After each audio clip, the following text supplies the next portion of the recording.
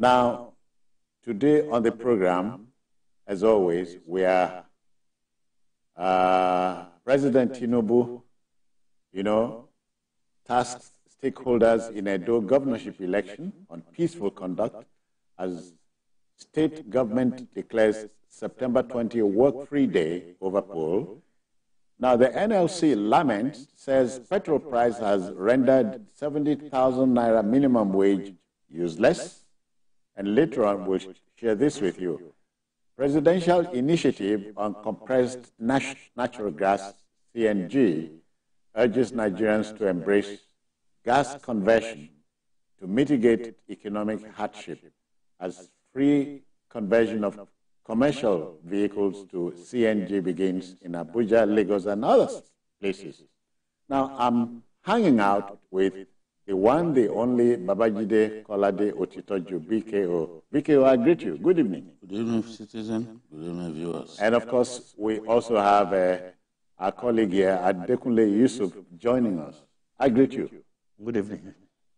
All right. The team is ready. I hope you are.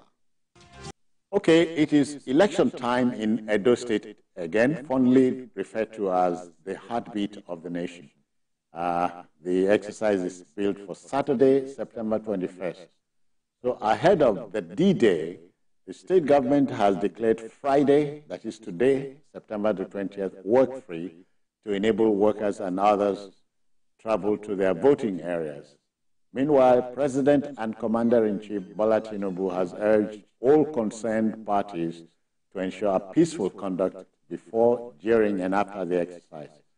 The President emphasized that democracy thrives on civility, tolerance, patience, and respect for rules of the game. Happy polling, our dear Edolites. Abi? Yeah, that's what we can say at this point. We advise them to come out quickly on election day because by 8:30 you expect the polling to start. Yeah. And the polling process. INEC, it is our desire that INEC gets it right on the day. And when we are talking about INEC getting it right, we are talking about INEC bringing ballot materials to polling centers in good time. People get disillusioned when they're on the queue for so long and ballot materials are not brought to those polling stations in good time. It can be really demoralizing. So we do not want that.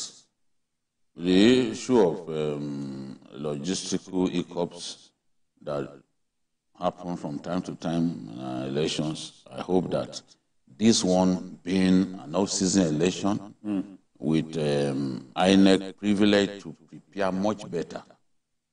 Yeah. INEC privilege to leverage on some of its best staff in states not far away from the state where the election is taking place. Okay. Would be able to paper over whatever cracks that they may discover in the course of the election. Off-season elections are usually better organized than the general elections because they can pool all their resources together. As we can see now, even the police, they have 35,000 of their men on ground. Even the road safety, I was reading about the road safety's preparation for the election as well. Road safety have deployed men, they've deployed towing vans because no one to clog the roads on that day.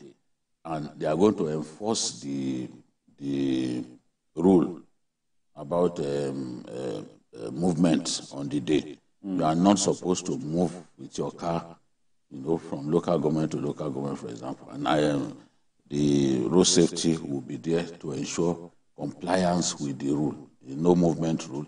And when there are issues, maybe emergencies, they are also there to assist and make sure that they assist the other security operatives to ensure that we have a seamless election. And the president's admonition is clear. Let all the stakeholders play their part in ensuring that the will of the people prevails. That is what we want to see. That's what an election is called. A situation in which politicians use talks to beat up people and do other things that hampers electoral integrity. We do not want to see that. We want electoral integrity to be seen in this election. As I said yesterday, Edo was the first place where we used the beavers, and it was very successful. Since then, we've seen steps that politicians have taken to just make sure that the beavers looks like a useless piece of technology. Yes. But you see, it's not funny. So we moved from card reader to beavers. It was supposed to be something better. Yeah. But politicians have found a way to make the beavers look like a piece of toy. So we need these politicians to allow a free, fair, and credible election to take place. Essentially, they should play by the rules. Yes, not by their own rules, by the rules set by the umpire for the game. Yeah. So I think it was Obi that was saying, time for election rigging is over. Anyone that tries to rig this election, we will rig him. I don't know what he meant. They will rig whoever tries to rig election. So, well, let's just have credible election. More like saying you can use the word RIG loosely. Well, you can say that was not what he meant. I have no right to think for the man. Okay, Yusuf, you know, you are saying in close to 64 years of countryhood, or nationhood, if you like, that our electoral process is still giving us a lot of hiccups. It's something, it is shameful. And we're supposed to play the big brother role. It is shameful, just as you said. And it's shameful because Nigeria is unlucky to have the kind of politicians you hardly see anywhere in the world.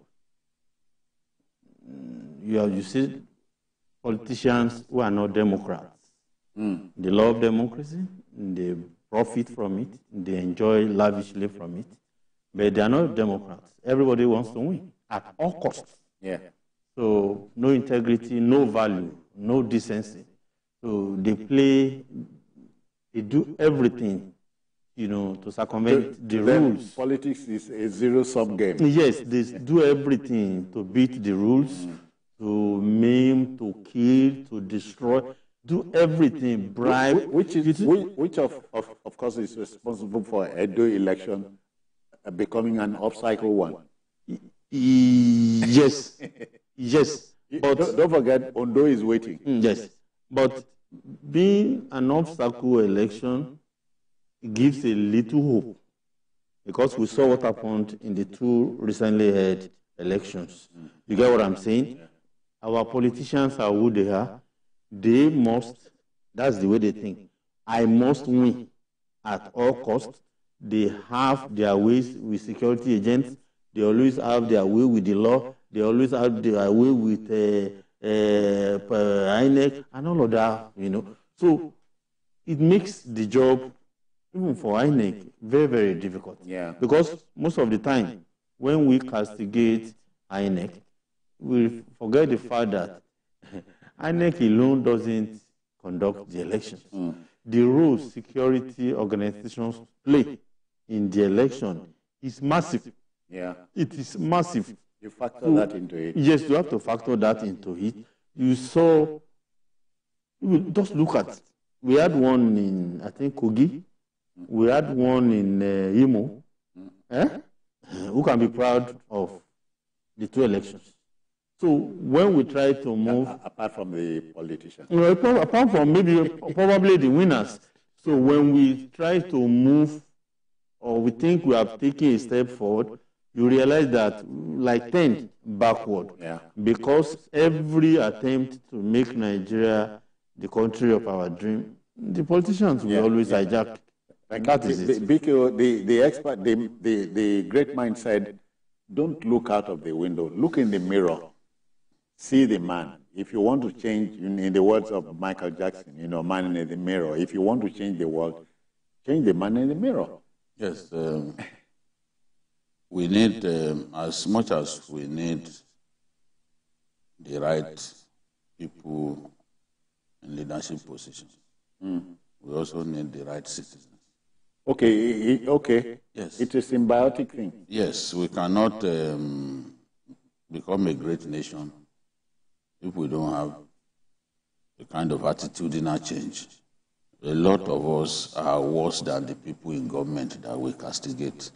And it's not difficult to find out. See the way people try to circumvent the traffic lights, for example. Lagos has had to install cameras. Oh, yeah. If you beat the light, the cameras will beat you. The cameras will have snap your number plate, and you pay for it. And you pay 20K. You pay for it. Yeah. In spite of that, you still see people, especially when they cannot see the last mile officials or the other people, the neighborhood call people around. But once they see them with those spikes, they know that they can't run. If you try to run, they'll put the spike in front of your car, and it will bust your tire. Let me tell this short story. When Nigeria and Ghana hosted the AFCON, I think in 2002, one of our colleagues went to Ghana, and they went clubbing, and he flagged the taxi. He was going home. They got to the traffic light. It stopped. And he said he tried to tease him, by saying, "Oh boy, move now." He said, "No, they will catch us. They will catch us." Catch us. And he waited until the light. More like saying ketchup. So, but not here. So, when I went to the UK in 2012, I was in a taxi, and the driver was from Somaliland. Okay. So I observed that the vehicles in front of us were just moving more like 0 km per hour. I was already, we were going to Oxford to buy some things. You were running late. Yes, I was getting agitated that, what is, how irritable we are here. Move now. Yeah. So I told him to use his car horn. He said, "What? I dare not. Do you know how long it took me to secure this license? By using that car horn, the license will be taken off." I hope he didn't ask if you were in Nigeria. Of course, he knew I was in Nigeria because we had begun talking before. Okay. I said, "I will first engage you." So he said, "Do you know how long it took me to secure that license? If I use that on, that license will be taken from me." So he then told me, he said, under any situation, he will not use it, except if you went to to see someone in a high-rise building, and he has no way of getting that person to come down. He can then honk. Okay. So it's not their culture. Here there are people about a country that they don't like noise pollution. Yeah. Here, people drive with their hands permanently on their car horns, hooting needlessly sometimes. And I think it was in Magodo here that I saw. They say it's actually Magodo, not Magodo. Magodo, yeah. Magodo. I'm sorry for. So it was here that I saw. I think one street he wrote it. Please don't use your car horn. Surprised? He said no honking here. Yeah. So I was surprised because that's probably the only place we have seen it in Nigeria. Don't forget, we celebrated, I think, is it a week or a day of... that was a long time ago. Under Fashola in this Lagos. Don't use it. And the thing was you know. It made sense. It made a lot of sense. All right, folks. No, it's just saying that people respect the law. Yeah. In other places, here we just trample on the law and okay. don't get punished. Let's move on to our next story, dear viewer.